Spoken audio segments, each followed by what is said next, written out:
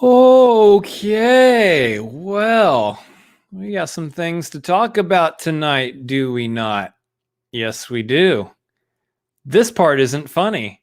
Let's just roll the intro.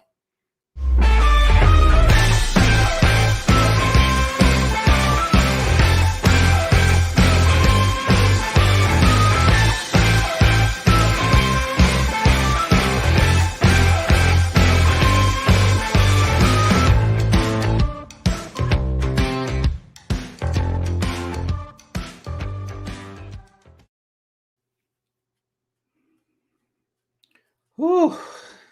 What's up, guys? I'm the Cinefanatics. Apparently, I'm by myself still. Who knew? My name's Chris Adams. Welcome to the Cinefanatics, the tagline. It is Tuesday night, 9:30 p.m. Central Time. That means it is time for the tagline. How are y'all doing? We are the Cinefanatics. My name is Robert Adams. I already said my name, but if you show up on time for some things, maybe you might know that. What does that mean? What are you trying to say? Anyways, how's everyone doing tonight, y'all? Oh, I'm doing well. I need to change. I've been in this for too long. Like, I'm tired of wearing the tie and everything. Guys, thank y'all for being here tonight. I know it's been a busy, long, crazy day for anyone who's a fan of the Cinefanatics who follows us. It's been a very fun, very momentous day, and we're going to talk about that here in a second. Victory!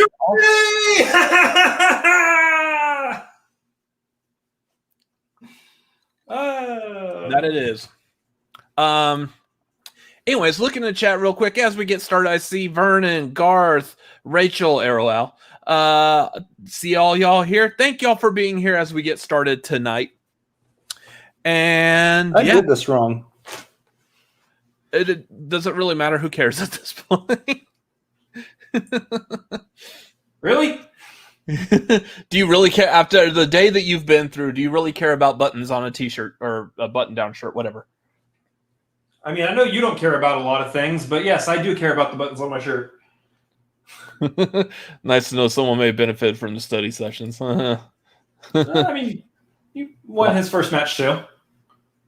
Yeah. Hi, everyone. Oh, yeah. We'll see. I saw that, Garth. Yeah. Anyways, like I said, it's been a long day. There's been a lot of stuff going on. First and foremost, if y'all have any questions, comments, if you want to send in anything congratulating one of us on a very well done job today, you could send all of that over here to streamlabs.com/cinefanatics. Whatever you would like to submit in, feel free to drop it in there. You can also send it in Super Chat, but Streamlabs, again, is the most preferred by all YouTubers known throughout the world. Also, we have Patreon, patreon.com/cinefanatics. Hop on the tier that is good for you. While we are talking about what could possibly be coming up on Patreon, obviously, as we'll go more in depth here in a minute, you had a match today in the FCL. It looked a lot like this. So, therefore, that means this coming Thursday, for those of you who are on our Maverick tier, who also get the opportunity to hang out with us and help us like study for movie trivia, we will be doing our FCL replay this coming Thursday. We will be rewatching his match. Some of us will be watching it for the first time, apparently. But we will be rewatching his match and getting his thoughts, feelings, opinions, what was going through his head throughout that. And there were some things going through my head throughout that. Yeah, as I bet there is. So that'll be, if you're on the Maverick tier, come upgrade to the Maverick tier, come back and watch that, because that's going to be a lot of fun. Yeah. Sorry if my energy is just toast tonight, guys. You probably could understand why. Oh, yeah, my energy's fine. I'm nice and rested all day today. Just perfectly fine here. Nothing wrong. at all. Anyways, how is everyone else doing? So you went silent like you actually expected everybody in the chat to chime. Oh, I'm doing great, Robert. Thanks for asking. We got a Streamlabs from all of the chat. Said only a donkey would miss his brother's sweet victory. Just saying. Well, thank you all of the chat for dropping in that Streamlabs. That's very, very nice of you, and it helps support this channel a whole lot. So, folks, if y'all want to be like, what? I didn't know Gordon Ramsay watched our program. You What? donkey! You donkey! No, I sound like Shrek when I say it. Yeah, what the heck? Now you just make yourself into an idiot sandwich. That's also Gordon Ramsay. Connections. Anyway, so yeah, that's coming up for the patrons. We got the FCL replay on Thursday. Upcoming shows. There's at some point where I'm just like, that's not going to happen. Don't worry about it. Yeah. Upcoming shows. I believe we have. What was it? Saturday is going to be your Bad Batch coverage.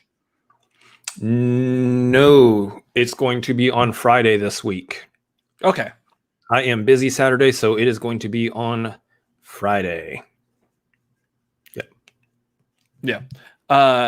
And as Rachel is saying here in the chat, it's only on the non-Robert bashing side of things. We need more patrons.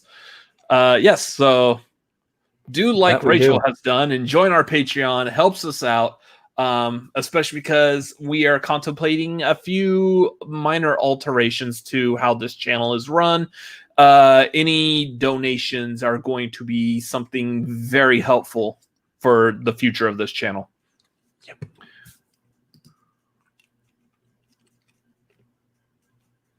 Why? Just why? Anyways, so you're doing Bad Batch on Friday. I do want to give a heads up. Again, we are planning on doing coverage of the Loki Disney Plus show when that comes out. So that will be not this next Wednesday, not tomorrow, not the day after, but the one after that. So more information, more graphics and stuff about Loki as we get closer to that. But we will be doing the breakdown and review of each and every episode of Loki. That will be on Wednesday night. So watch Loki either Tuesday night late after this show, or watch it Wednesday during the day and join us Wednesday at night. So it's going to be a lot of fun. So much to do. Have we already mentioned who's joining us for that? I want to say we gave the hint to specific patrons only. Okay. But I don't know if it's been like publicly announced yet. Yeah, I don't know if it's publicly announced. I mean, there's no real need to mention it, but we're going to be joined by someone else. It's not going to be just our two pretty faces. We will have a third pretty face, I guess. I'm great at turning phrases, apparently. But yeah, that one actually kind of works. I like it. That's a fair statement, actually. Yeah, so. Anyways, yeah, that's what's coming up there. Personal, I've started a new job. Everything's going great so far. Anyways, that's it for me. What's going on with you? What personal stuff did you have happen lately? Got my car washed. I cleaned my room a little bit, not fully. How's your Twitch channel going? Twitch took a break this week. I don't know if anyone can tell. Obvious reasons. Some time was spent into doing other things other than twitching this week. But that will be coming back. I will be doing some more stuff on Twitch as soon as all the schedules are figured out and aligned in life, and there's so many of them. A schedule will be made for the twitch.tv/ChrisAdamsMLP, and everyone will know when they can find me. There he goes again. He's just talking about me, and he just disappears like that. That's perfect. Turn on the AC. It's freaking hot in Texas.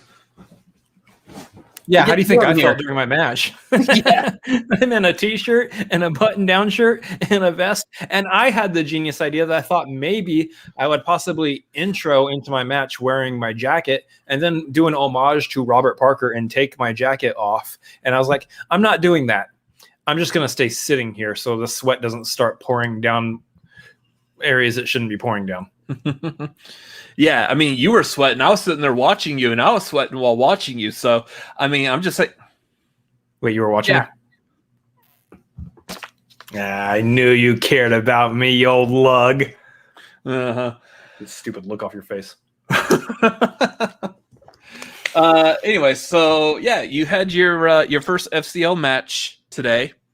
Going up against Elena Jordan, who has previously played Inner Geekdom match. We need to be clear about this. Her name is Elena. Elena Jordan, yes. Because if you get that wrong, she will give you a rap attack, and you will feel terrible about it. Yeah, I knew that. I knew it was Elena. Why didn't you tell me that before I did my promo? Because I didn't know before then. Perfect. I didn't know until the FCL match today. Well, the gentleman calls her Alana at first. So, yeah. And then again a second time. Anyways. Well, Brian, what you can do is that you can move into our apartment with us, and then you can see us talk about who does the dishes this day. There's your Civil War. It's probably my turn. No, I think it's probably my turn. Anyways, I've been busy. Yeah, you were a bit busy preparing for the FCL match today. Mm-hmm. Went pretty well. Yeah, could have been a little bit better, but I think it went pretty well. Frickin' Ray Liotta. We don't need to talk about that part. That's okay.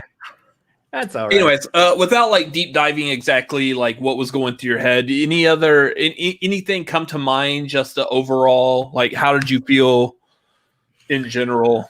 Finally getting your first match. Again, like, obviously we're going to go in more detail for our $25 our Maverick tier patrons up on the Patreon. So if you are not on that tier, you're going to want to join on that to hear my deeper thoughts on other things. But I will tell you that prior to the match today, I was a nervous wreck pretty much all day. I was practicing my deep breathing exercises. I've never done that before. I didn't even look it up. I just was. So basically, he's over here practicing Lamaze like he's pregnant or something. Give or take. I was pregnant with a nervous baby. Yeah, no. There was a lot. There was a lot there.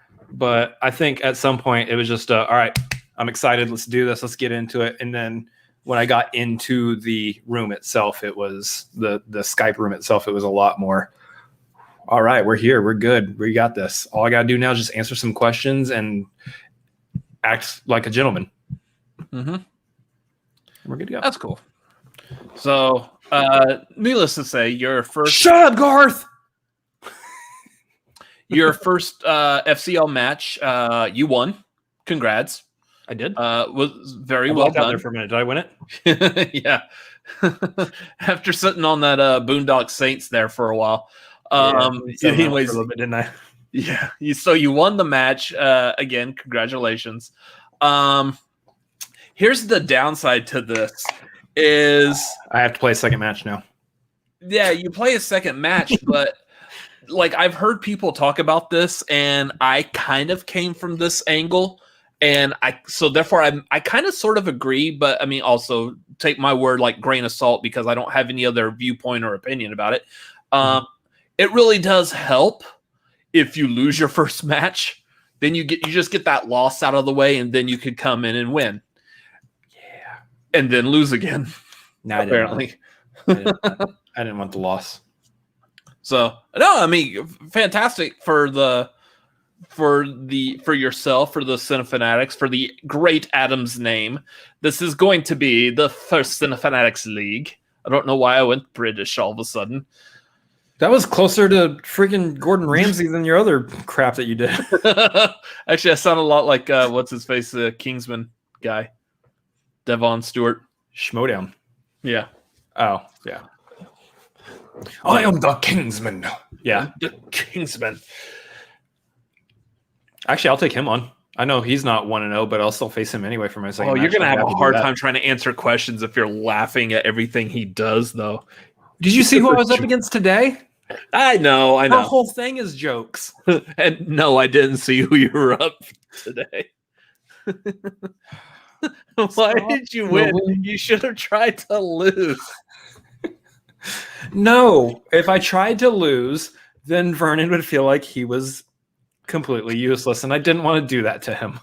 Couldn't let Vernon down. Just at the end of the day, can't let Vernon down. There are multiple people I can't let down. I'm gonna go get you a bracelet that's gonna have like a WWVD. Ooh, maybe not. Excuse me. What would Vernon do? What would venereal disease? What would venereal disease? God. By the way, this is how I like tagline to be from now on. This is just pure chaos, and I love it. What would venereal disease do? Well, not help you win. I'll tell you that much. Yeah, Garth. You got me scared on Boondock Saints. That's right. It does take place in Boston. Yes, and all the insights to that specific question about what exactly happened there, you will hear at the Maverick tier. I'm not giving that away on tagline. You can't give them all away on tagline, guys. You gotta pay for some of that. Yeah. So, anyways, any other thoughts about your match or anything? I just, I'll take every chance I get to state how awesome my opponent was. Got to have some conversation with her beforehand, Elena Jordan, and been having some conversation with her afterwards as well. She's just a wonderful human being. She really is. Like, I'm so like we're both just super excited that each other were our first match. It just worked out so well. So that's every shot I get to say like, hey, she's great. She was awesome. I'll take that. So yeah. Her pun game was absolutely punderful. Yes, I tried. Anyway, don't stop that. I'm going to send you to the penitentiary. Whatever. Anyways, let's move on from FCL. If we keep doing this, Vernon and Garth are going to punish us. Wow. All right. What were you saying? You're trying to move it along. Let's move on from FCL talk then. Again, there will be a lot more of it on Thursday night, so we'll have a lot of fun with that one. And let's move on to something movie related. Apparently, this is a movie YouTube channel. Go figure. We talk about movies here? Yeah. What movies have you watched lately? What have I watched lately? Did I catch up on anything since last week? I know that we obviously saw the two movies. We do this every time. We saw the two movies that we're going to be talking about and reviewing here on the show tonight. But outside of that, did I watch anything else that was new to me? I started watching Man on Fire. You got anything for me, Larry? Yeah, I wonder why. So, I'm gonna make sure I fill in some gaps here. I think I don't know if I said it last week. It was just A Quiet Place 1. I think is the only thing I caught up on because of the sequel. But yeah, anyway, I think I said it last week, right? I don't know. I think so. I don't remember when I watched it. Yeah. The days have been blurring together, guys. It's been blurring together. Been there. Yeah, I know how that feels. Anyway. That's a good one. I like that one.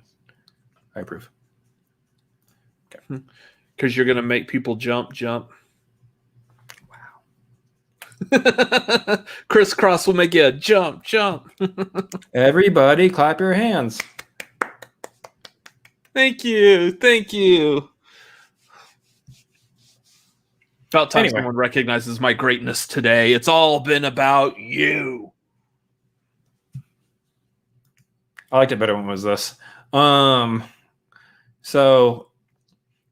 was saying something. Hold on. What were we talking about? We're talking about movie news and movie related stuff because this is a movie YouTube channel. Oh, got it. So in movie news, guys, just kidding.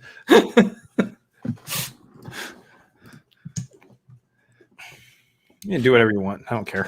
I don't even care anymore. Anyways, so movies. What's happening in movies? Well, first of all, let's do something that we want to be a normal part of Tagline. This is something we hope to be able to talk about every Tuesday. We did it briefly, like back in August, September, something like that. We did it briefly for like 1 or 2 weeks, briefly. Yeah, I know I can't say that word.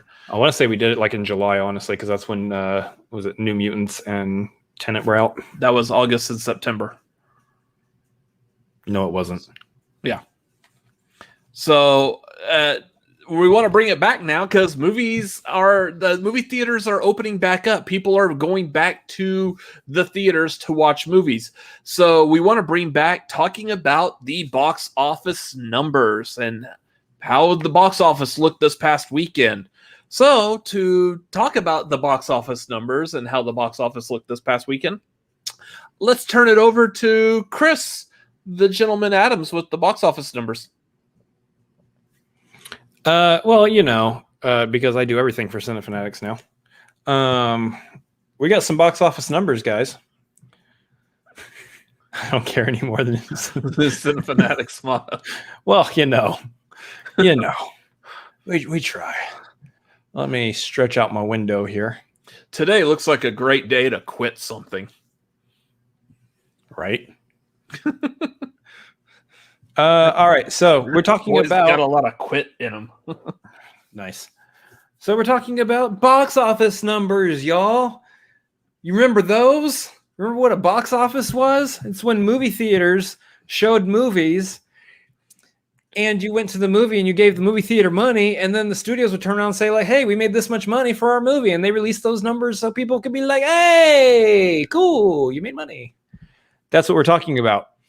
We haven't seen those in officially. I mean, a little bit here and there throughout last year, but we really haven't seen them in full effect since about April of 2020.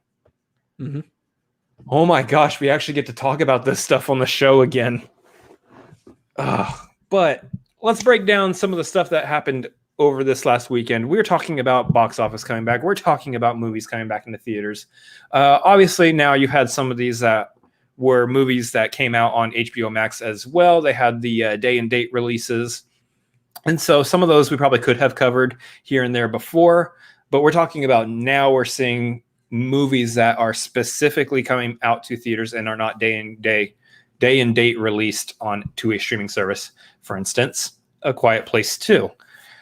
And that was the big winner this weekend at the box office. So we're talking about a 3-day box office, a 3-day weekend with Memorial Day and all of that. So the big number for A Quiet Place 2 is at 47.5 million, which that's is just domestically. I believe that's just domestically. Yeah. Okay. I don't know. Let me see if I can find some worldwide here. Because I know that movies are hitting big worldwide again, oddly. Because I know there's a lot of places that are still struggling in the world with COVID and all that. So I know that, first of all, Fast and Furious 9 is already hitting overseas, and it's doing big numbers overseas as well. So that's something to keep in mind for when that one hits. I think that one's going to be the first like real return to normal box office draw for any movie in a long time since early last year. Yeah, I was almost going to argue that A Quiet Place 2 would be that big return because, like, the theater we went to was pretty packed. It was a normal packed theater. again. But there's also the thing like the Quiet Place movies 1 and 2, and we'll talk about more about this in a minute. But these are the type of movies you go see in a theater for the lack of sound. Yeah. I know it doesn't make any sense, but yeah, that stopped making sense halfway coming out of your mouth there, didn't it? I was like, for the lack of sound. Yeah. I love that Dolby surround quiet. Yeah, no, domestically the domestic grosses are actually sitting at about a 57 million, and the worldwide is currently sitting at about 79. So it's only making an extra like 25 or so, math 23, 22, whatever, so million overseas right now, which again, like I said, we're still looking at countries that are dealing with the pandemic. Some of them are still dealing with it really, really hard and are really struggling. And so those people in those countries are not prioritizing going to a movie theater at all, and they probably shouldn't for their own safety. But here in the US, we are getting those vaccines rolling out. People are getting vaccinated. They're getting back out, taking off their masks and doing life like we used to do life over a year ago, which is all great news. What does that feel like? I don't know, man.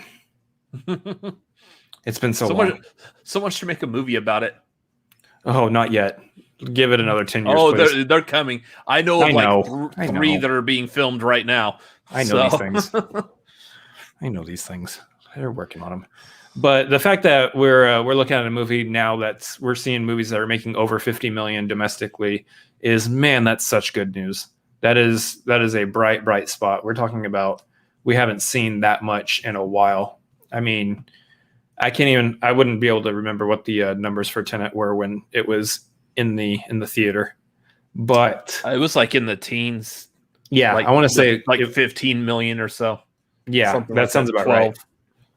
So, I mean, we're looking at the difference between a movie making less than 20 million domestically, and it's, I mean, not even that much in its opening weekend. I think it made less than 10 million. So, we're looking at small numbers, and then compared to now, where we're looking at over 50 million, and that's a great sign. That's what I'm saying. Like when we get Fast and Furious 9, when we get F9 in the theater. What did 9 never do to you? F9. F9. You know what? I like F9. Man, that's going to make 10 furious. You are not Elena Jordan. So the other big movie that we released, we didn't release it. Oh, we released it? We released it. By the way, way, y'all don't need to send in super chats or whatever. Apparently, we released Cruella. We're good with money. Thanks. Right? Yeah, I don't know. Did you see how much that movie cost to make? Oh, yeah. Which we'll talk about that in its review also. Yeah. So I know exactly why it costs that much. I think, yeah. If you've seen the pitch meeting for it, they pretty much call out why it costs that much. Yep. Which, by the way, pitch meetings. It's on Screen Rant. Ryan George, great show. I will give them a plug. They don't care about us. They don't know us. I don't care. I like it. I plug things I like. Although if Ryan George ever joins the Schmodown, has to go through the FCL. Oh, we are so gonna be giddy. Oh, I'll plug him, but I'll beat him. Yeah. Hey, so beating Ryan George on the FCL. That didn't come out right. Won't it be difficult to beat Ryan George in the FCL? No, it'd be super easy, barely an inconvenience. Oh, okay. Being super easily and barely an inconvenience is tight. Anyway, we're talking about this other big movie that was released, and that was Cruella. Cruella cost about $200 million to make, which is crazy, but also most of it was probably put into the CGI dogs. And that's the exact reason. Yeah. But so far, domestic gross after this weekend was 26,532,683. So about 26.5 million as a domestic gross for this weekend. Now, the thing to keep in mind for that, also real quick before I get to that point, 42 million, a little over 42.5 million overseas worldwide. So the the thing we need to keep in mind when we're talking about this is another sort of day and date release. It is the premiere access on Disney Plus, which we partook in because with all the craziness that was happening, we did not have time to go to a theater to see this one as well during this specific week. So, I don't know if the box office numbers, if they have been wrapping the premiere access into those numbers at all. Nope. So what we're looking at for Cruella then with that little over 26.5 million is that we're looking at 26.5 million that came directly from people choosing to go to a theater instead of doing the premiere access on Disney Plus. Yep. Which is a pretty good number considering that premiere access is available. And again, we don't have the numbers for that. So I would imagine it's probably double. Yeah, I would guess that after you factor in those numbers, it would probably put that movie on par with what A Quiet Place 2 made this weekend. So, yeah. That's the thing is Disney Plus keeps going with these premiere accesses. We talked about with, I think Mulan was the first one that they did that on. Yeah. And, they didn't really release numbers specifically from that. So everyone was kind of saying, I don't know how successful of a model this is. I mean, you were looking at families of like 4 people. All they have to do is just pay that $30 one time and all 4 of them get to watch the movie. Then they can watch it again if they want. But what that doesn't count is like how much would that family spend in movie tickets if that family of 4 went to a movie? And then what if they did want to see it again? Would they spend that amount of money again to go see it? Probably not, but that's beside the point. The point is that there is less money being made from the premiere access. It just logically makes sense that way. Mm-hmm. But there's so many Disney Plus subscribers that it almost comes out in the wash. Yeah. I believe next month we're looking at, or next month, the end of this month. I forgot we started a new one. Hey, it's the first of the month. I'm not going to continue singing that. Please don't. Wow. But I just realized what you were saying. Good Lord. Yeah. Those of y'all that are 90s music fans. So at the end of this month, we've got Luca, I believe, coming out, which is the next Pixar movie. Yeah. So this one kind of looks interesting. I'm not exactly sure what the full-on story is. I just know it's like Fish Boy turns into Real Boy in Italy. It's kind of like the reverse Incredible Mr. Limpet. It's a fish that wishes it was human type of thing. So it's basically a Call Me by Your Mermaid Name. Okay, that's weird. What is a fish going to do with a peach? Isn't that just Shape of Water? No, it's not. This is a very different movie. Stop it. I'll stick my gills in that peach right there. It's fuzzy. Wow. I'm sorry, y'all. I apologize. So real quick, the other things to talk about box office wise is that the other movies we saw playing are Raya and the Last Dragon, Spiral, Wrath of Man, Godzilla vs. Kong, Demon Slayer, which I believe is an anime movie. I know that Ben Goddard goes on about that a lot. Hey, welcome back.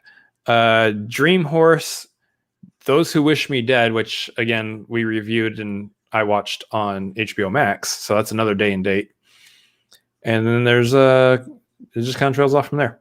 Mortal Kombat's in there somewhere. It's not doing too well, but I could see why.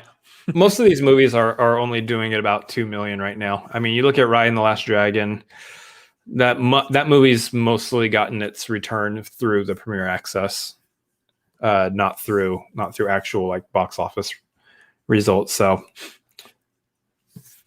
Spiral effectively is bombing. I mean, even taking into consideration where the box office is right now, with everything kind of returning to form, it's. And then Wrath of Man, we all know that's the latest Guy Ritchie film, so that's think of that what you will. Guy Ritchie's fine. I like him. The character's pretty much named after him. or his last movie. Exactly. Yeah. Thank you. I can just do the. That's my. I don't feel like I could do that. I feel like I need to do both sides at the same time. I can't do It's the type of rim glasses you have. You can't. You don't have the. Woo. Anyway, beside the point. Anyway, those are your box office numbers right now. It remains to be seen what's happening here pretty soon. I know we've got another big release in F9 coming out. We've got a bunch of other big releases that are finally making their way to theaters. It's going to be interesting to see, the results. And what I'm actually more interested in comparing is how F9 does with when Black Widow comes out, and kind of see the trajectory from A Quiet Place 2 to Fast and Furious 9 to Black Widow. And hopefully by Black Widow, we kind of have a more stabilized, what does the box office look like situation. Cool. Yeah. Anyways, that has been Are These Hits with Chris, hosted by Chris Adams. Thank you for watching that. Let's move on to movie news. Jazz hands. Spirit fingers. Jazz hands. Spirit fingers. All right. I'm kind of doubting your commitment to sparkle motion. Sometimes I doubt my own commitment also. It just happens. You just have to roll on with it. Speaking of rolling on, things that should continue to roll on, but might change days and dates and times because why not? Just apparently that's what's in fashion right now. We got word that they've already set the day for the next Oscars telecast. By the way, I'm going to make sure to let everyone know if it's anything like the last Oscars telecast. Get the drinks ready. We're going to have a lot of fun. I did not have enough drinks for that telecast. I had way too many drinks for that telecast. So they have set the date for March 27th of 2022. That's great. Kind of interesting this particular day because I feel like this is in between now the two dates that the Oscars hover around. Like this year we got the Oscars in April. And typically the Oscars are in February. So because it got dragged all the way out to April this year, it seems like they're not wanting to immediately jump right back to February. They're wanting to kind of like back it in slowly. Well said. But that makes sense also. I mean, you look at like we were talking about, the box office. Theaters are starting to kind of come back to normal. And so we're trying to move back to, normal theatrical releases again. And how does that look? And, are we going to be able to have all the movies we want released when we want them released this year? Let's, maybe we're going to just ease that Oscar date back to where it normally is. So that makes sense. Yeah. That's what I actually was thinking. I was trying to figure out how to incorporate that joke, but yeah. Because Oscars, that's a big show right there. And as it's backing up into the spot. Yeah. So what I need to find out, and I didn't have time to unfortunately read into this, but is that also adjusting the timeline of when the acceptable movies? What movie? Yeah. Does it move the movie release date time to qualify for the Oscars? And I can't remember if this year's did as well. Did they push all of 2020? I think they did. I think they changed the requirements for release dates in order to make it into the Oscars for this year, just because of how movies were released and everything by the end of the year with the pandemic still going on. So I think maybe you do that again this year, just a little bit, maybe like a month and a half. Mm-hmm. And then next year you put it back in February and you go, okay, we're back to get your movies released in the proper window again. But your trophy looks good. Won't you back that class up? What's up with me and seconds away from quitting this channel today. Me and 90s rap tonight. I don't know what it is. Tonight? Okay, good point. Anyway, also, do you think that they may potentially keep the rule they made about movies still going to streaming if they would have had a theatrical release? Or are we starting to get into the time period now where, you know what, the theaters are open? Maybe not everyone in the world that you want to come see your movie will go see your movie, but you know what, you have the ability to put your movie in a theater and let people see it. Do you think that's how this is going to work from now on? I mean, the thing to understand though is that you can do what HBO Max is doing, in which case you can do both. You can do the day and date release, you can do the in the theater, you can do it on streaming, or you can do what was it? I want to say it was Paramount who was doing this, where you release it in the theaters and then 45 days later it appears on streaming. So that's another situation that you can look at where, you know, I think one of the things this pandemic has done is it's going to make the home video, the home release viewing a lot quicker of a process than even has been before.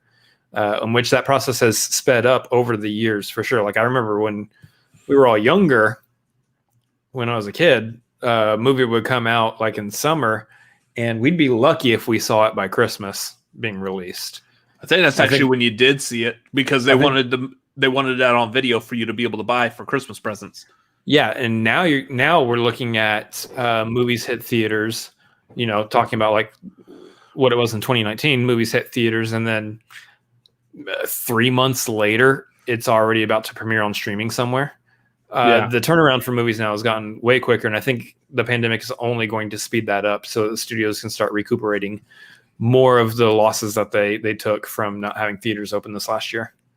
The issue with that is then you're going to start potentially damaging movies like Avatar or Dark Knight or Titanic, the ones that have had huge amounts of longevity in the movie theater, because now you're going to have people that be like, well, I don't want to go see a movie. I don't have time for this right now. I'll just wait the 45 days. It's just another month and a half, and it's going to fly by like that unless a pandemic gets started that month, in which case that entire month is going to feel like a year. But otherwise, I'll just wait the 45 days for it to come out.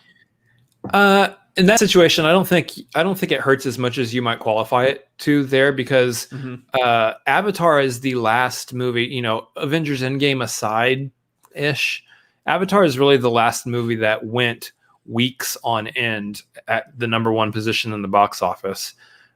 Because of Avatar, because of, you know, Marvel and Star Wars releasing these big blockbuster movies outside the typical summer blockbuster season, you now see studios going, okay, all months are fair game. We can release whatever we want, pretty much whenever we want, and audiences, for the most part, will go see it because it'll be there.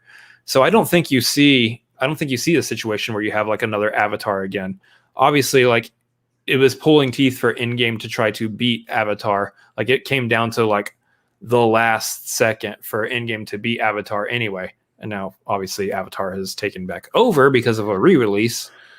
Which is funny because now both movies are owned by Disney. They're just going to keep re-releasing because they know we'll just go see it just so our movie wins. And that was honestly one of the things I was saying to begin with, is I would love to see Avengers Endgame re-release. Not because I care about the war between Avatar and Avengers, but because after a year of not being able to be in theaters, and what I remember to be one of the best theatrical experiences of my life, seeing Avengers Endgame and everybody in the theater nearly on their feet cheering during the portal scene. That is the movie you want to bring back, to bring people all back together again. It just idealistically, it just made so much sense. So I'm waiting for them to go like, hey, you know what? Maybe we should release like Infinity War and Endgame again, put them back into theaters. I think it would be smart, but I don't know. But you run this YouTube channel, not an actual movie studio. I don't run Disney, guys. Just a surprise. I don't run Which, Disney. again, if you ran Disney, we don't need the super chats or Streamlabs. We're good. Yeah, that being said, feel free again to send in any Streamlabs you guys might want to send in there, because we definitely could use it. But anyway, Let's speed run some of these right here. Next one, believe this was just mentioned today.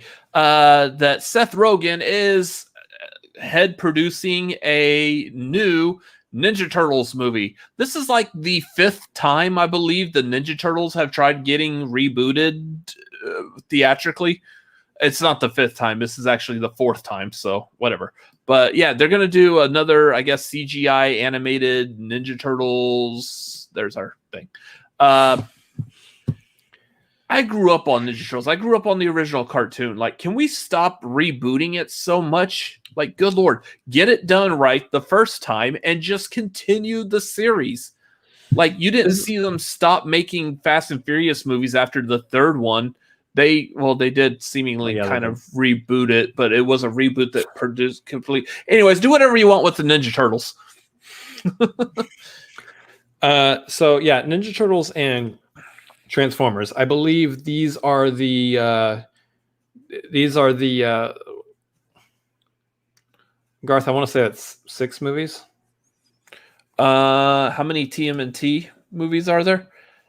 I know. There's 3, 4, 5, 6. Yeah, 6. Yep. I could have spun that slice. Anyway, I forget what I was saying. No. Yeah, this is one of those franchises like Transformers, funny enough, both involving Michael Bay, the latest TMNT movies anyway, that I feel like need to take some time off. Stop giving Michael Bay our childhood. Exactly. I can't wait to see Michael Bay's Rugrats.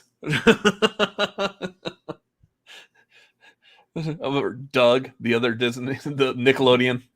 Yeah. He's going to go after Patty Mayonnaise and blow up Roger. Jeez. Gosh. Anyway, yeah, I don't care. I don't care. I don't care about another TMNT movie right now. I haven't even watched the latest ones. I'll be honest with that. I don't really care. Anyways, so this was released today on Seth Rogen's Twitter, which I know it's kind of probably really hard to see here because it's a lot of small writing, but there's a lot of very subtle Ninja Turtle hints on here, apparently showing that this movie's coming out, I guess, August 11th of 2023 is what it's trying to say. For my birthday. Perfect. Yeah, so happy birthday. We're going to go see a movie about a franchise that I grew up with. So, yeah, the funny thing about that is that's a piece of notebook paper with drawings on it done by a seemingly young kid that was actually done by Seth Rogen, and there's not any male genitalia on it. That's impressive for Seth Rogen, actually. Yeah, he actually was able to draw on a piece of paper and not draw a bunch of penises. Anyway. Had something in my throat there. Sorry. Mm-hmm. So yeah, I don't care about that. Let's move on to the next one. Okay, so this is kind of like a big, like, overarching story. It was announced that Aaron Taylor Johnson, not the previously announced Keanu Reeves that I went and did a fantastic Photoshop job on. Aaron Taylor Johnson is going to be playing Kraven in a Kraven solo movie. Here's the thing, kind of like what I was originally thinking with Ant-Man, but I'm actually more certain this time. This movie's not needed. I don't need a solo Kraven movie. He's not even like the upper echelon of good Spider-Man villains. He's a very intriguing one. He's a good recurring one. He has a lot of really great storylines in the comics. Kraven's Last Hunt, one of the best Spider-Man stories ever. But he doesn't need his own movie. And I'll give you a little devil's advocate on this too. We don't actually have any idea of what Sony's really trying to do here. And I know this kind of bleeds into a little bit of what we want to talk about next, but we don't know where this actually fits in the whole timeline of, their Spider-Man properties and what are they doing with the Tom Holland Spider-Man and how does it all tie back into the MCU, all that kind of stuff. So we don't necessarily know if we do need this movie or not. Now, it's easy to say based on having seen Venom that as of right now, I don't need the movie. But, could it actually have some kind of meaningful impact that we go, actually, you know what? This was a good movie. I'm glad they made this. It's possible. It's very possible. That's why I was saying, like, in comparison to when I first heard they were making an Ant-Man movie, I'm like, yeah, why? Exactly. But Ant-Man was a good movie. I like rewatching it. I think the interesting thing about this topic, though, is that Aaron Taylor Johnson is actually not a bad choice for Craven if you really think about it. Like, I saw that casting, I saw that casting, I was like, I'm not mad at this, actually. For a younger Craven, yeah, I mean, I could see that. I was originally still thinking Craven's going to be like that older, more rugged, kind of like when they said Keanu Reeves was going to be playing him. I mean, do you want a Craven that's in his 40s, or do you want a fit Craven in his 30s? I mean, I can see Aaron Taylor Johnson. I mean, you looked at him in Tenet; he was kind of stacked a little bit. You know, I see him working out, putting on some muscle pounds there, and I can easily see him. The problem with this casting, and what I didn't initially think about when I thought that I liked it, was that if they're tying all this into the MCU, doesn't that mean Craven has a striking resemblance to Quicksilver? Wanda's going to be like, okay, y'all, you got my brother who doesn't look like my brother. Then you got Craven who does look like my brother. Y'all got to stop doing this to me. Stop messing with my brother's looks. Like, just... What is happening? That's going to be the topic of discussion for the second season of WandaVision. Hey, where'd that all-white Vision go? Like, come back here and help me analyze the probability of this crap happening. Exactly. But yeah, I think that's the interesting thing, is that we're now in a situation where, here's the thing. Obviously, we've got people who have been recasted in the MCU in other roles. I mean, how many roles has Gemma Chan played now, with counting Eternals coming out? 3? She's played like 3, right? Yeah, like 3 different roles in the MCU. I'm trying to think if there was anyone else. One of the guys who's part of the Howling Commandos in Captain America, he played an ancestor. An ancestor, yeah, that's the word I'm looking for. An ancestor, in Spider-Man: Homecoming. So yeah. I mean, that one makes a little more sense, though, because like his family, it bears a striking resemblance to somebody who he was related to. But we're talking about characters who are not related whatsoever, and they look exactly like each other. Yeah, it's an interesting place for the MCU to be in. Yeah, Garth is saying it's descendant, not ancestor. You know, we're not the wordsmith fanatics. See? We know movies. I kind of figured that out after you said ancestor, and I was like, it's good enough. No, they know what I mean. Relative. Some kind of relative in that direction. So... yeah, so talking about the introduction of Craven, him having his own movie. Again, you mentioned Venom. I can see Venom having his own movie if they did the proper origin with Spider-Man. They didn't. Yeah, it was all right. Like, it wasn't bad, but it wasn't for not doing this, going the Spider-Man route. Yeah, I like turtles. I like turtles. I like turtles. Turtles are good. And then they've got the Morbius movie that's coming out with Jared Leto. I could see more. Like, I can understand Morbius getting his own movie. So, for example, Morbius had his own comic. Yeah, Craven didn't have his own comic. He's not.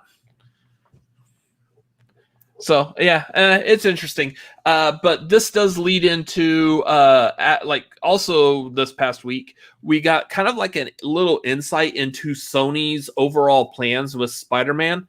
I'm gonna have you see if you could take a guess as to what they want to do. They wanted to do it with the last movies also. Would that be the Sinister Six? Like, Sony is so hooked on doing the Sinister Six. But, like, I kind of get the idea that they're trying to do it almost like Avengers, like MCU, like where we got like the movies of Iron Man, Thor, Captain America. They all came together and form the Avengers. Now we're trying to do it the Sinister Six, where we got Kraven. I mean, we've got Mysterio, Vulture, and Scorpion are all already in the movies, but we might have, like, they might include Morbius. We might get an Electro solo movie on the Electro's coming. So is Doc Ock. Yeah. So I don't know. I don't understand, because the Sinister Six, I feel like I can easily go out on a limb here and be perfectly fine and right by saying this. They don't work without Spider-Man. The whole point of the Sinister Six is they all hate Spider-Man. They're all going after Spider-Man. If you involve Spider-Man, then cool. But if we're calling it a Sinister Six movie, is it still a Spider-Man movie? Is Spider-Man still our protagonist here? Or are we doing all their movies and we're putting them all as antagonists? And what's happening? I don't understand what they're trying to do. Maybe if they go along the route where, like, the Sinister Six gets brought together by, like, the Kingpin, and Kingpin is bankrolling the whole operation. Maybe we get a movie of, like, the six of them doing stuff for the Kingpin, like picking up his tacos, or all six of them picking up one pair of his pants from the dry cleaners. Like, something like that. Like, that's what we want to see. Not even close. Swing and a miss. Well, it's why I run a YouTube channel and I'm not a screenwriter. And you don't run Sony, because if you ran Sony, we would still need to rely on Streamlabs. Because it's Sony. Did you see they got hacked? They got hacked. We would still rely on Streamlabs. That was a joke. Move on. I see like 3 recurring jokes, like, starting up with this episode tonight. Like, yeah, where were you during my match? Okay. Anyway, so yeah, they're just extremely focused on doing the Sinister Six. I get why it is, like, one of the major villains of Spider-Man, but yeah. Anyways, I believe that is it for the actual movie news. Let's get into talking about these movies that came out this past weekend. Talking about on the Barry Gibb Talk Show. Wait, so you can sing and I can't? That was not singing what I was doing there.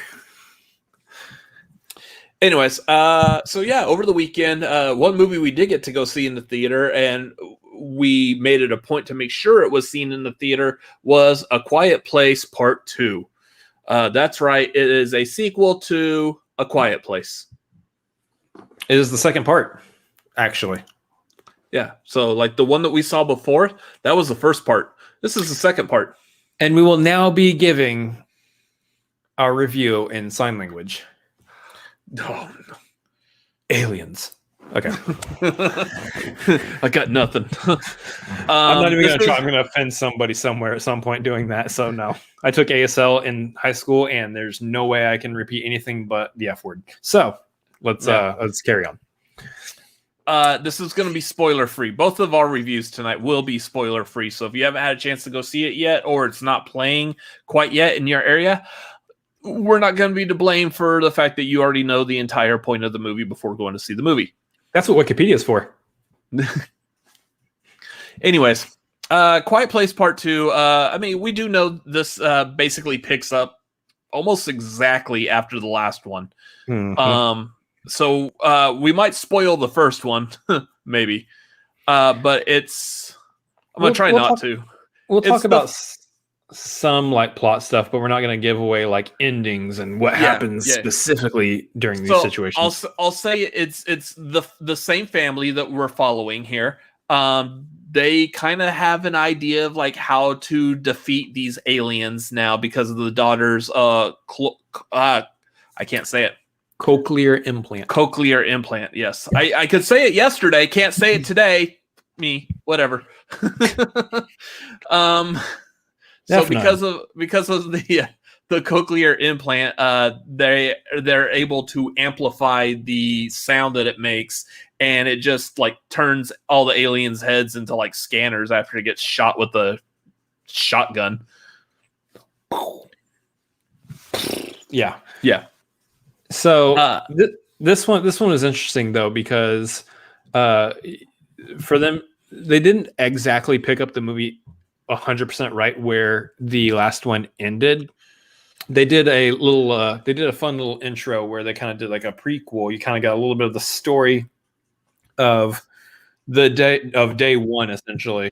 Where did exactly where did these things come from? What happened when they started attacking? It was a very cool way to spin it, and it obviously got us our wonderful John Krasinski out of his director chair into this movie. But that's about all I'm going to say about that part. So good call. Yeah. What they set up though there is some really interesting stuff. It was really like, was it maybe 15 minutes of the movie at the beginning, if that long, maybe 10, 15 minutes. 10 at most. They really did a lot of good world building stuff there. And then not only that, but that world building carried on throughout the rest of the movie. They did some really cool stuff they introduced in there that kind of that became callbacks later on in the movie.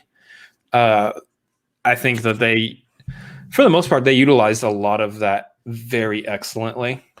And then they essentially brought in Cillian Murphy to, I wouldn't say he was like the lead of the movie, but he was, of the adult actors in this film, he was the one with pretty much the most screen time.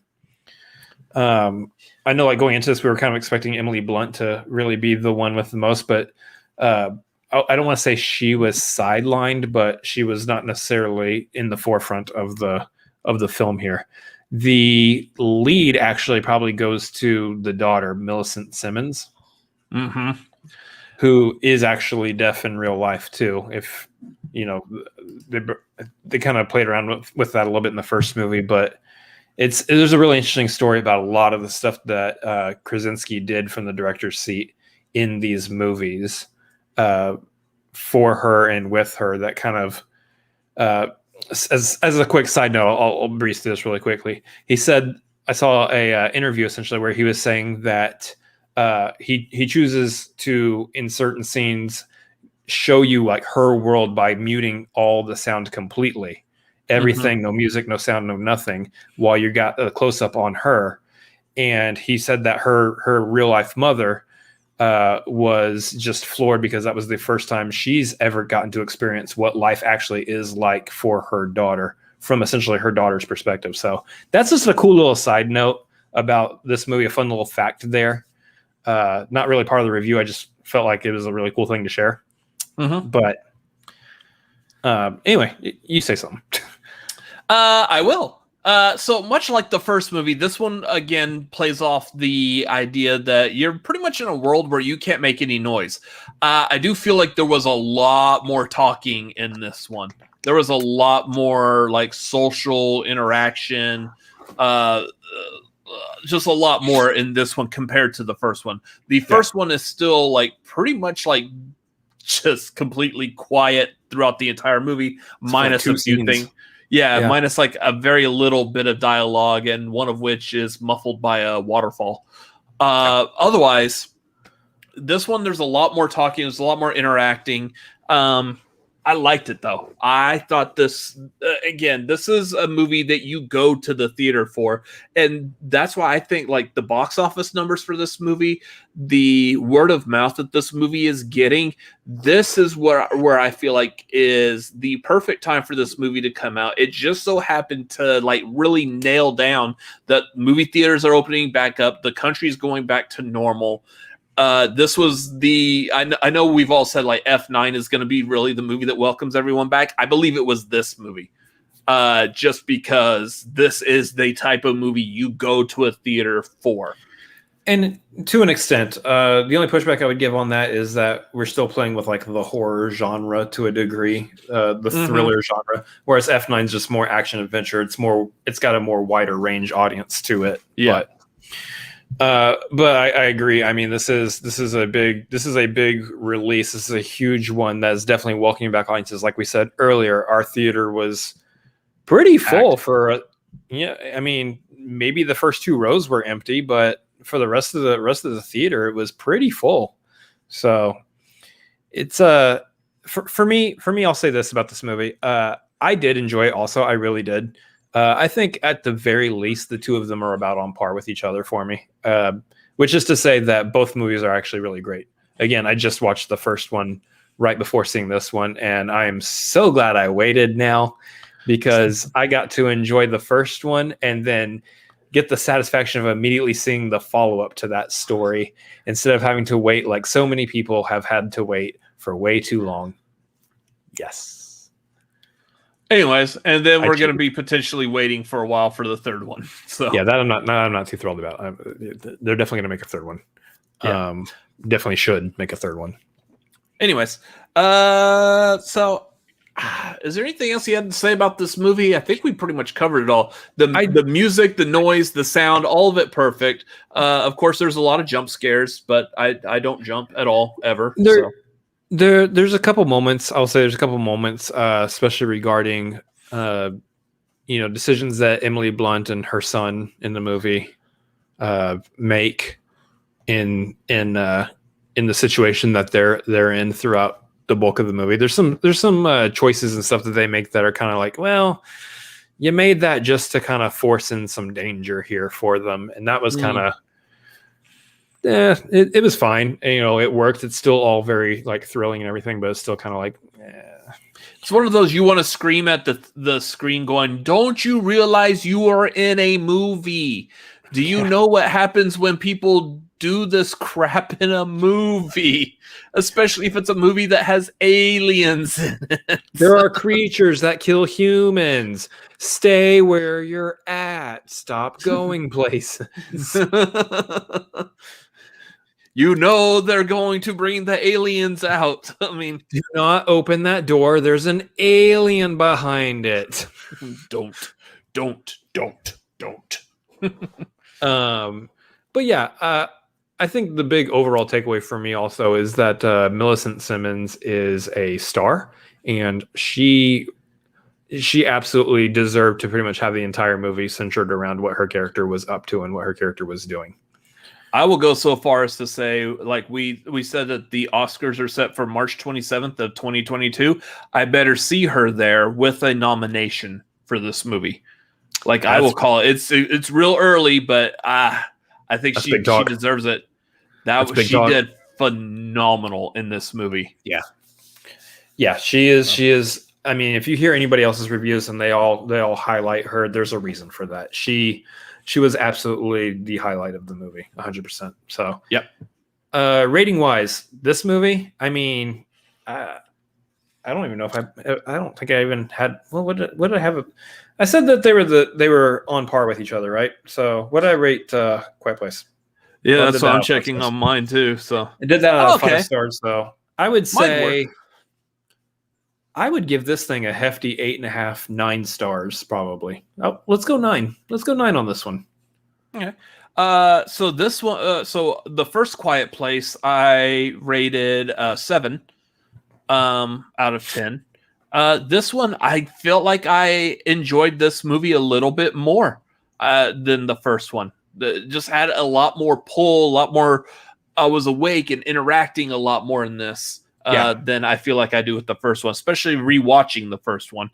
So this one, I'm going to go ahead and give an 8 out of 10. So that's funny because that actually did match my my rating on Letterboxd, because I forgot what I had rated the first Quiet Place movie. So there you go. So that's the official review for the for A Quiet Place 2. I guess we highly recommend go see it. We highly recommend to go see it. In the off chance that we are at some point able to get any of these as their own clip outs, I'll go ahead and mention that we did this review in the middle of our show Tagline, which is on Tuesday nights at 9:30 Central Time, whatever time that might be in your time zone. 7:30, 10:30 Eastern. Exactly. We have some fun on the show. We talk about movie news. We do some reviews every now and then. We may be trying to move the reviews back off Tagline in the future. Hopefully we can get back to doing some more like edited content and stuff in the future. We could really use your assistance for that, though, over on our Patreons, patreon.com/Cinefanatics. Best place in order to help us out with all future content and everything that we're planning on doing on this channel. So we want to thank you for checking out this review, and please subscribe and come back later. Like, share, comment. Yeah. And now let's review Cruella. Cruella Deville. Yeah. It looks like devil, but it's sometimes pronounced Deville. I rather like that. So yeah, going into this was looking at this movie much like I looked at Maleficent. I'm like, I don't need like the Disney villain origin story. Like what's the Cinefanatics? We don't care anymore. Yeah, like I don't care about the villain's origin story. There might be one or two I care about. I'm actually kind of curious as to like the Ursula origin story. That would be kind of cool. Growing up being like Triton's sister or something. There it is. I don't care anymore. Yeah. But I didn't care about Cruella DeVille's origin. Like even as a kid, 101 Dalmatians is not my favorite Disney cartoon. Never once thought about it. Never once thought about her origins. Even when they did the Glenn Close one, I was like, oh, this is cool. Live action. Glenn Close plays a good Cruella DeVille. Good casting. And never watched it again. I think I've seen that movie maybe twice. Yeah. And I can't even remember if I've actually have seen 102 Dalmatians. I think I have, but I'm not certain. Yeah. So we go into this one with, pretty much low expectations because, why should we care about the story? And then, of course, we got the trailers for it, and we're like, interesting. That's an interesting direction to take this in. It seems kind of like a punk Devil Wears Prada, which is pretty much what it was. It was pretty much like a punk Devil Wears Prada. Yeah. Which is actually really cool. It was actually a really cool aesthetic for this movie. We can get into it. I don't know. I think at this point we say that we both enjoyed it for sure. Yeah. I actually would say I enjoyed this a little bit more than I did enjoy Devil Wears Prada, which I thought Devil Wears Prada was pretty good. But like this one, because of the revenge and the darkness of it, I think that called to me a little bit more. I mean, I'm always in black, so I like the darkness. Rachel, that is completely fair. I understand. I understand that completely. Fury got the Flurkin scratch. Yeah. I got this from someone I trusted. It was a Flurkin. Why did you trust a Flurkin? Mother Flurkin. Yeah. So what's interesting about this movie is the twists and turns it takes you on. And again, we're not talking about spoilers or anything in this review. So, but there are some twists and turns in the story in the various parts of Cruella's origin that are just like, oh, wait, what? Bet you could probably name some of them, though. I mean, maybe. The thing I'll say right off the top is that they did a really good job, not only with casting, like, that's what I'll say right off the top. Emma Stone in this role. Yeah. I said this on Twitter. She was pretty much born to play this version of Cruella. She was, how do the people say it? She was chewing up the scenery, literally almost, and was just having such a fun time with this role. And you could tell it comes across in the performance. And I was completely on board with her, everything she was doing, everything she was thinking all the way throughout this, despite the fact that we are watching the origins of essentially a Disney villain. Who likes getting puppies. Yeah. And they address those things. Watch the movie. But I will say, this movie, for being a Disney movie, this movie was actually kind of dark. There were some definite places where it's like, ooh, they're going there with that. Oh, they're talking about that kind of stuff. Yeah. Wow. All right. Well, I'm on board. Let's see what happens. It was really well done. I would say this, And let me know if there's anything you want to interject in here as well. But the other members of the cast also were fantastic. And, Emma Thompson is essentially playing our villain in the movie. Our Cruella version of Meryl Streep's character in Devil Wears Prada. Yeah. And then you had the two, essentially the sidekicks for Cruella. The one standout for me was, of course, Paul Walter Hauser, who is he's just a delight to watch on screen. He really is. I really enjoy watching him do his thing up on the movie screen, because he's just such he makes these cartoonish characters kind of relatable, honestly, and a lot of fun. I remember, for him reading, or before I had read it, watching the movie, I was like, he kind of reminds me of Bob Hoskins as Smee in Hook. A little bit. And then I was reading more about this movie, and one of the things I came across was that he was actually he watched Bob Hoskins do Smee, and that's what he had created the character to look like. I was like, oh, good job, sir. Yeah, nailed it. You nailed it perfectly. That is exactly what came to my head. So yeah, him, and then his buddy Joel Fry. Yeah. This is the second time I've seen Joel Fry in a movie. The first one was Yesterday. He was like a friend / roadie / screw up in Yesterday, and I love his character in that movie. He's very good at playing a good-hearted friend, but just completely incompetent. And then look at his character in this movie. Who plays a good-hearted friend who's completely competent. He's definitely... They did so well with these two guys, kind of unlike what they were in the cartoon. In the cartoon, they were the stupid, dim-witted sidekicks. This movie, they were pretty smart, pretty intelligent, good personality.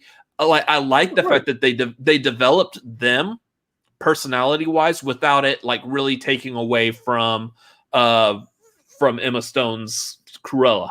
So they were essentially the heart. They were her conscience. That's what the word I'm trying to say. Which was a really cool, unique way of taking that. And I think that actually summarizes a lot of what this movie was a really cool and unique way of taking certain things, because there's obviously stuff that we know about Cruella that are established within the 101 Dalmatians movies that it's hard to play with, but you have to see how they come into being. And they did it in a really interesting way. And trying not to give away too much about how they did it, but there's some instances in there where it's like, this is the direction they decided to go with it. Okay. I mean, sure. Fine. And then there's some other things that were like, I buy that completely. I will say again, without giving away too much, there are definitely certain characters that might be set up or in place for later on down the road. Like if they want to do a sequel to Cruella and make it just another 101 Dalmatian movie. Yeah. Pretty much where they're at. Yeah. So I'm trying to think if there's anything else. Oh yeah. Costumes. Again, we're talking about movies that should definitely be present and nominated come the Oscars on March 27th, 2022. For costumes, absolutely. What was it like? What did we read something before where they said she has over 100 costume changes, or there's over 100 costume changes, I guess, throughout the whole movie? Yeah. I could see that. That makes complete sense now. I mean, the movie's literally built around the fashion world in London, so it really goes without saying that if you're going to play around with that fashion world, and the aesthetic of the movie is this punk. I mean, what was the decade? Was it 60s or 70s? Yeah, it was late 60s, early 70s, maybe. Yeah, like a punk vibe to late 60s. Then you know that some of the outfits in the movie in this fashion world are going to be super outlandish and just really uniquely made. In which case, you absolutely have to put this movie up for a costume award. This movie was built for that. Mm-hmm. So that's something I would like to see also is this movie having presence within that category in the Oscars this next year. Yeah. So that the other thing I will mention from this movie that really stood out, there's a reason why it stood out, because they spent a lot of money on it. Well, I don't know where it is. It's probably closer to the beginning. Oh yeah. Yeah. That was a right proper soundtrack that movie had. Like they were just playing what is it the kids call them nowadays? Like really good songs. They're called bangers, I believe. They were playing like good classic, like banger after banger. It sounds so bad when I say it. I can't do it. They were playing good songs, slaps. They were playing really good song after really good song. Like they hit the music in this movie like perfectly. Yeah. Was it like the movie begins with Superchamp's Bloody Well Right? And I was like, I completely forgot that song. And then like it has a really good opening, like long instrumental opening. I was like, this is fitting this opening for this movie perfectly. So yeah, the music choices in this, I can understand why they chose those songs. So those songs were, for the most part, it had to be that song that played at that time. The music was effectively a character in and of itself in the film. I know it's like a cliched thing to say about movies sometimes, but it honestly, like it helped lean into the aesthetic of the film so well that the movie would be a completely different movie if they didn't have the music choices that they chose for the film. Yeah. So yeah, I can understand why this movie was 200,000 or 200 million. I would not understand if it was 200,000. 200,000. The Stone costs more than that. Are you kidding? Probably. Oh yeah. She's definitely got to be in the millions by now. I should hope so. Yeah. So otherwise, good movie. Really enjoyed it. It was a lot more enjoyable than I thought it was going to be. If we count it as part of the Disney live action series of movies, which sort of it does fall more into like a Maleficent style where it's more of an origin story. It's still live action, but it's a spin-off. It's a separate story. This is what I want to see actually out of these Disney live action properties. I'll mention this. I want to see them take these stories of these characters that we already know. It doesn't necessarily have to be a villain. I don't know if I'm still on board with the whole give me villain origin stories thing, but give us these characters, but give us these different stories with them. In this case, it worked well to have an origin story with Cruella because it's a story that we haven't seen yet, and the way they portrayed it and designed everything to look, it just works really well. That's kind of what I'm thinking. Like, give me some of that with others of these Disney properties. Maybe expand past what we've already seen in the animated movie and do something more with these characters. That's kind of where I'm at. I think with a lot of these live action movies now. Yeah. Yeah. I think I enjoyed it, and yeah, all right. Really surprised by the fact that, again, I don't like 101 Dalmatians that much. I did read like a lot of people who did really like 101 Dalmatians. They didn't like this movie for certain reasons, just the direction the movie goes, and I get it. Yeah. But if you're just not a huge 101 Dalmatian fan, you'll probably love this movie. Yeah, so. And I think that's where we fly. I mean, if you really loved 101 Dalmatians, you're not too keen on the sympathizing and humanizing of Cruella de Vil, but watch the movie, see the way they handle it. I think it's okay. Yeah. But overall, I do like that this movie was also produced by Glenn Close. Yeah, that one was funny. It's almost like it kind of melds into that one, except I think they definitely want to do probably more with this property. Either way, overall, I'd say really great. Definitely, it's definitely high up there in a rating for me. I would give this one probably 7.5 feels too low. I don't know. I would give this one probably like an 8. I'll say an 8. I was gonna give it a 7. Like, again, not a big 101 Dalmatians fan, but this movie did pretty well. Like the acting, especially from Emma Stone and the two henchmen. Emma Thompson. Emma Thompson, I don't feel like she was a huge standout in this, but really, she was good. But yeah, I don't think she was the huge standout. I really think the huge standout was Emma Stone and Joel Fry and Paul Walter Hauser. I will say the one other thing I want to mention is that Mark Strong was in this movie, and did you remember that? Because he felt underutilized. Mark Strong is definitely a lot stronger of an actor than what this movie utilized him for. But I like his character. But his character was really good. Yeah, his character in this movie was really good. But yeah, I agree. He very underutilized. Yeah. I'll also give I don't know the actor's name. I really haven't seen him in anything else. But the guy who plays her first boss when she gets the job with this Liberty clothing place. Yeah. Her boss that she has to report to. Oh my gosh. Like, I've never wanted to shove a shoe down someone's throat so bad in my entire life. He's really making the most of his environment. Oh with man, his face. I felt towards him the way it looked like most of the world was feeling towards Wyatt Russell as U.S. agent. Right. When Christopher Walken tells fake Blue Oyster Cult to really explore the space, this guy was really exploring the space with just his face and no cowbell. Kind of stuff.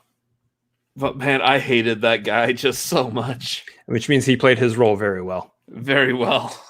That's a fun little note. Anyway, overall, we like this movie. Definitely recommend seeing it. If you have the means to go to a theater and you want to check this movie out in theater, obviously the soundtrack on the big screen will probably be really cool to hear.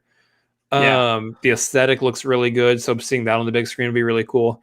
But if you are like us and you are pressed for time, it's not bad for the $30 premiere access, especially if you are more than one individual who's checking it out. If you got multiple people who are wanting to watch it, I'd say that $30 premiere access, so you don't have to get in the car and go anywhere. If that's your style, is actually not too bad. So, recommend checking it out. And if also, again, we are clipping these out, we get around to clipping this out. This was a bit from our show, The Tagline. This whole review was just a bit. It was a bit. From the show, The Tagline, which we do on Tuesday nights at 9:30 Central Time. That's 7:30 Pacific and 10:30 Eastern. You are welcome to come back on Tuesday nights. We do these live. Come hang out with us and check all that out. We're going to be doing some more reviews and stuff in the future, especially as movies are coming back. Hopefully, maybe we get around to actually shooting actual content and shooting them in an actual content format.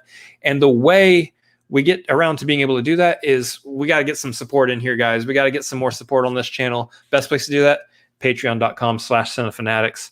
That is how we get the support needed to shoot the content we want to shoot and get it out there and ready for you guys to check out. So feel free to subscribe. That also really, really helps. Like, share. You know what to do. It's YouTube.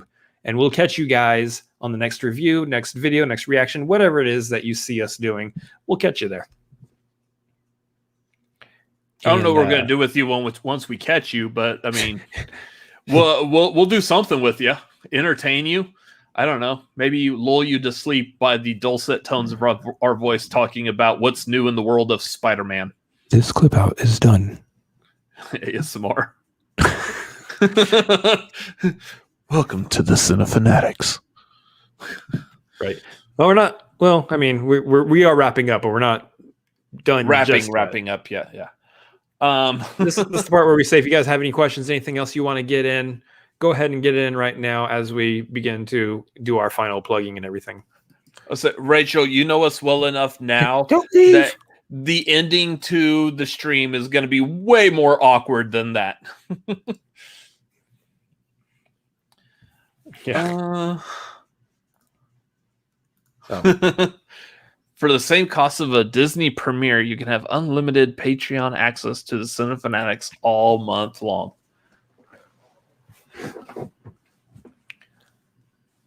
I'm doing math real quick.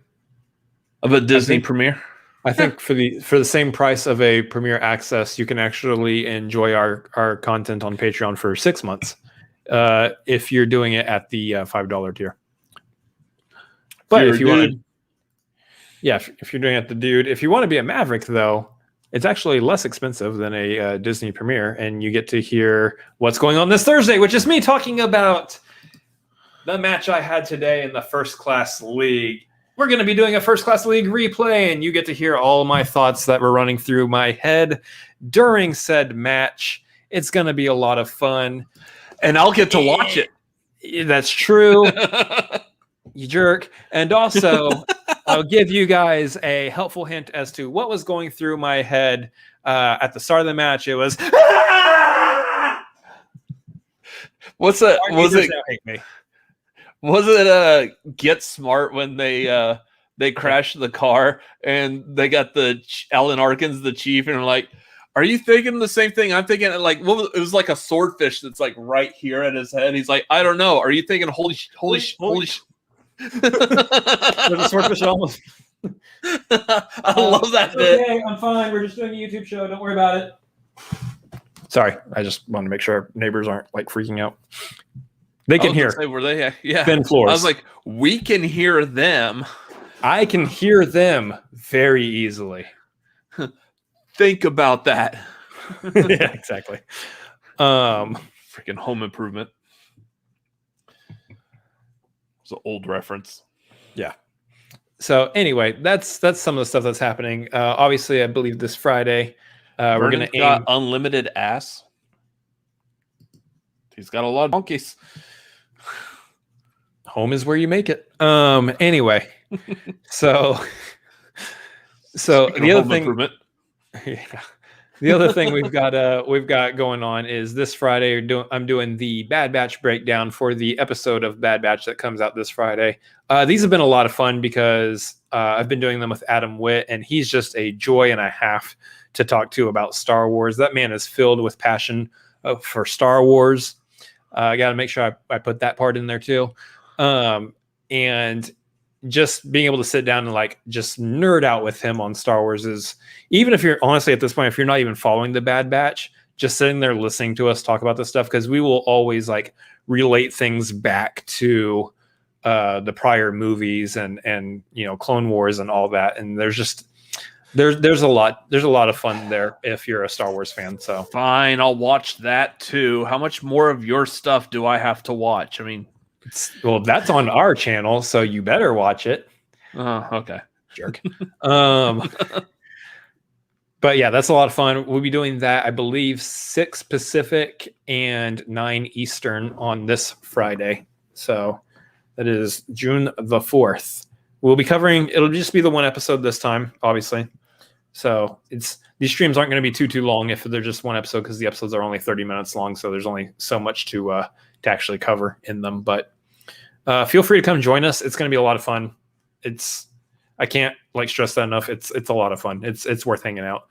Garth can tell you he was there. He knows. But anyway, moving on. What else we got?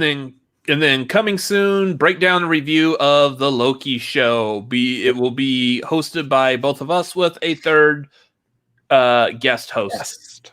So we're gonna have a lot of fun with this. That will be on Wednesday night. The show comes out on Wednesdays, so it'll be that night live, kind of like what we did with Fat Wuss and WandaVision. So yeah, only this one I don't have to figure out an acronym. Just Loki is good as is. Breaking down all the mystery to Loki, which there will be some. Probably. Anyways, that's what's coming up soon for the channel. Again, on Patreon at the Dude tier, we do have the watch along. I believe we are looking at doing a poll for what movie we do the watch along. That will be up on the Cinefanatics Twitter at Cinefanatics MLP on Twitter. You can find that poll there. I believe this poll is actually going to be focused on Fast and Furious movies. We will be doing the watch along probably right before Fast 9 comes out towards the end of this month, which will probably also, probably won't be on a Wednesday.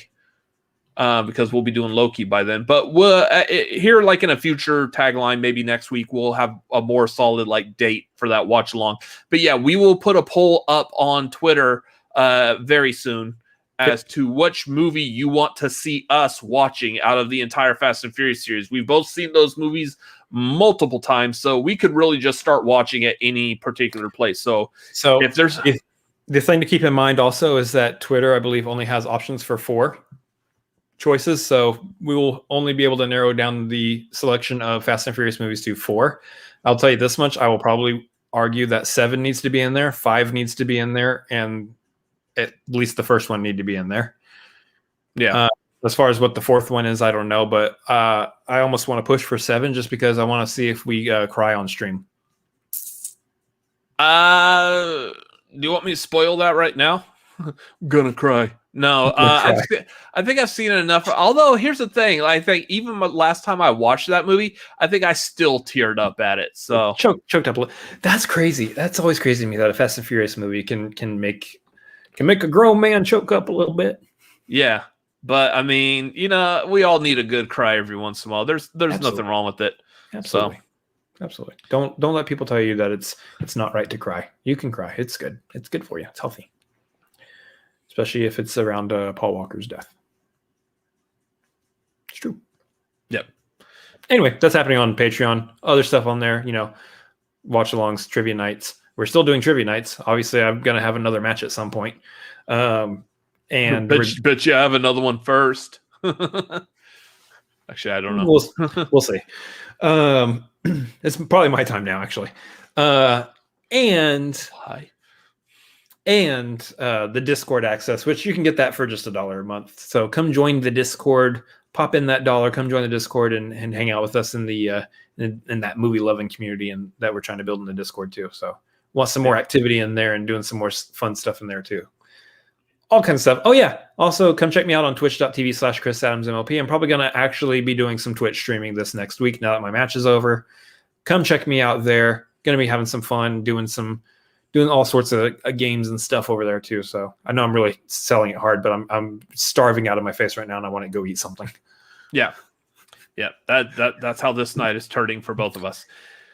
Anyways, I think that covers everything. No more questions, comments. Yeah, so let's wrap this up.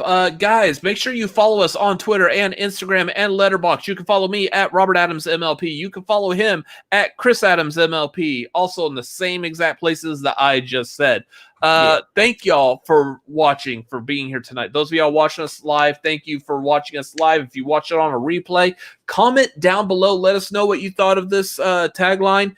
And let us know that you came back and watched it. So that'd be cool, kind of cool. Make sure you share this with your friends and family. Let them know, hey, I like these guys. You like these guys too. That's how we grow this YouTube channel. It is. Also, as well, Vernon is right. We are going to, we, as in me and Vernon, are going to be doing a little that interview action over on A Fan's View of the FCL. He is sitting down with us. And by us, I mean me and Elena, because we just had our match today. So he's going to be sitting down talking to us both about what it was like. And they're going to have some questions and some fun stuff over there. So we are shooting that. And I believe he said that will be out Friday. So that'll be something to check out on Friday. A little plug there for you. Yes, it is. Anyways, if you're watching this on replay or if you're watching it live, I mean, we got 10 likes on this right now, so we're doing pretty good. But if you're watching this on a replay, drop us a like. We like likes. That's the way the world works. We like to like likes. We like to like, and like can lead to love. Nice. Anyways, I'm also not finishing that song either. And we lost a viewer. Good job. Anyway, so make sure despite my horrible singing, make sure you subscribe to us so you can follow us every time we do other content. You can hit the subscribe button down below. There's not one above my head because this is a live video. So, all right, we're going to wrap it up there, guys. Thanks so much for being here. We appreciate each and every one of you guys, and we'll see y'all next week. Told you a real ending is more awkward than this. Just play the thing.